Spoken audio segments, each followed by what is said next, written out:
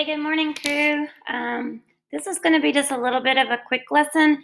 I've been working on the fence posts and such, and I believe I've gotten some poison ivy or allergies or something. So my eyes are very squinty and they itch super bad. So bear with me.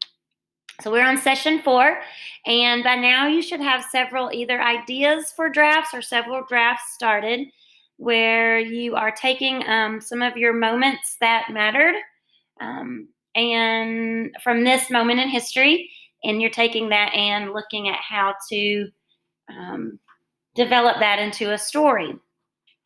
So remember, we're just focusing on a small moment in time. We're not focusing on this entire month. And we want to use our descriptive techniques, our narrative techniques that really help the reader picture our moment. But today, you guys, what I'd really like to talk about is to make sure that because this is your story and your experience, that you are writing through your eyes.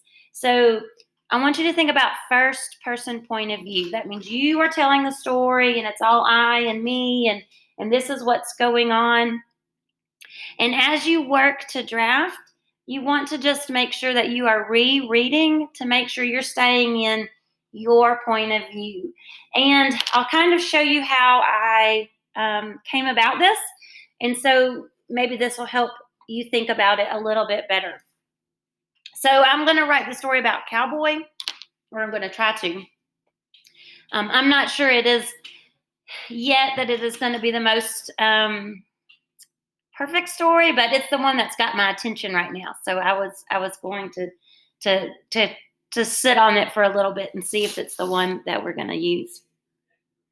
So I was talking about a little section, and I'll just kind of read it to you, and then we'll talk about what I mean by first person point of view. I was setting up the traps for Cowboy, putting the food inside and setting the touch plate that would spring the door when Mike pulled up in the car. He shuffled the papers, grabbed the staple gun, and went over to the pole to hang up a poster. So I was thinking, make sure I get those actions and those details. But the problem is that I was setting the trap. Like, I have no idea what he was doing in the car. I don't know if he was shuffling papers or texting on his phone. I don't know. And so if I'm going to make sure to write through my point of view, I can't assume what somebody else is doing. Like, unless they tell me, like, I don't know what they're thinking, and unless I can see them, I don't know what they're doing. So here's a little bit of a rewrite just from that section of my draft. Concentrating, I slipped the can of dog food past the touch plate and started to withdraw my hand, careful not to spring the trap. A car swung around the corner, startling me. Whoomp! The gate closed on my hand just as Mike stopped the car, getting out with the missing posters and a staple gun. Caught yourself? He said, laughing.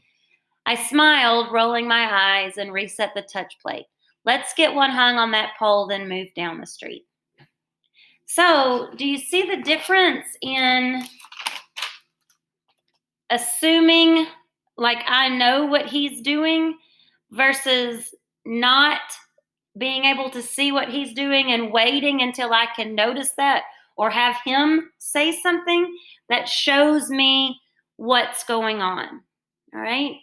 So you want to make sure that you are telling the story through your point of view. And unless somebody tells you what they're thinking through dialogue or a note or something like that, or you can see what they are doing, then you don't know. Now, of course, you can make assumptions on their feelings based on another person's facial expressions or how they're acting or what they are or aren't saying. You can be inner thinking that. But you can't just say, well, they're doing this, and you not really know that.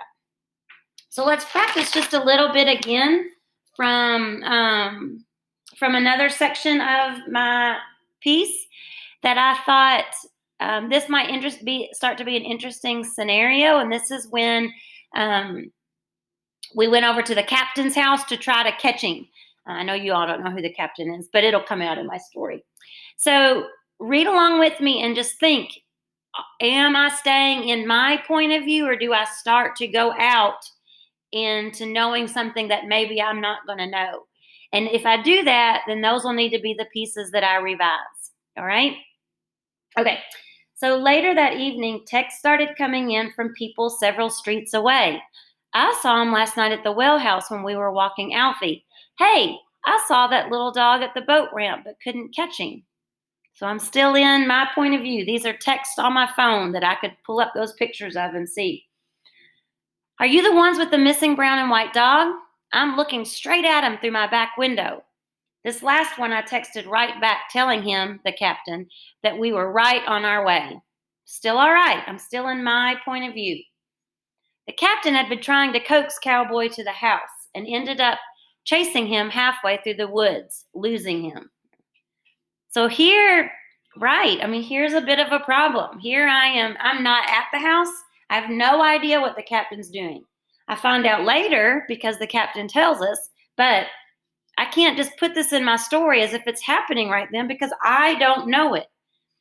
So here's where I might edit and revise this little bit to Mike and I's kind of like, rush, hurry, let's get there.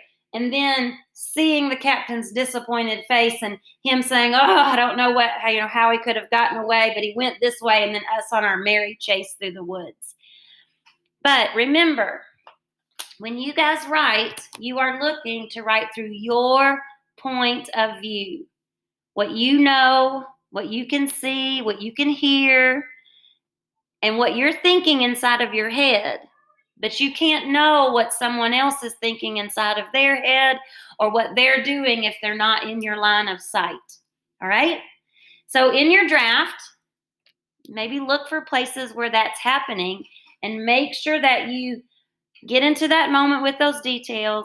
Use techniques to help the readers picture. And if you find yourself falling out of your point of view, go back to here to readjust to make sure that you are working to let the reader know the significance of your own thinking, your own emotions, and your own experiences. All right? We've got a couple more lessons for this week, and then we will really start on meshing up that final copy of our draft. Okay? All right. So have at it. Work on a draft or another draft. Maybe have two going at the same time so you've got a couple of stories that you can work with. And think about how you're going to really get into those details. All right? Okay. See you next time, you guys.